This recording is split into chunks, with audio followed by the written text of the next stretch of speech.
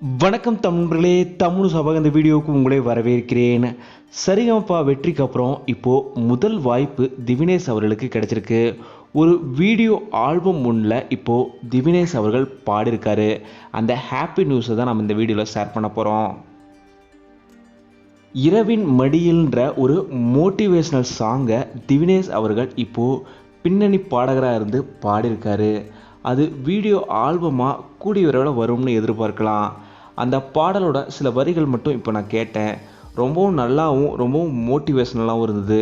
கூடிய விரைவில் நம்ம எல்லோருமே அந்த வீடியோ ஆல்பமை நம்ம ரசித்து கேட்கலாம். கண்டிப்பாக முதல் வாய்ப்பையே ஒரு மோட்டிவேஷ்னல் சாங்கில் அவர் பாடியிருக்காரு. தொடர்ந்து அவருக்கு நிறைய வாய்ப்புகளை இசையமைப்பாளர்கள் கொடுக்கணுன்றது தான் எங்களோட மிகப்பெரிய ஆசையே. கண்டிப்பாக எல்லா இசையமைப்பாளர்களுமே திவினேஷ் அவர்களுக்கு இந்த வாய்ப்பை கொடுப்பாங்கன்னு எதிர்பார்க்கலாம். இதே போல் யோகஸ்ரீ திவினேஷ் ரசிகர்களுக்கு ஒரு ஹாப்பி நியூஸும் இருக்குது. அதுவும் கொங்கு மக்களுக்கு ரொம்பவும் பெரிய ஹாப்பி நியூஸ். கோயம்புத்தூருக்கு நவம்பர் 30 திவினேஷ் அவர்கள் வர்றாரு. எல்லாருமே மிஸ் பண்ணாமல் அவரோட கான்சர்ட்டை போய் பாருங்கள். யோகஸ்ரீ அவங்களுமே வராங்க.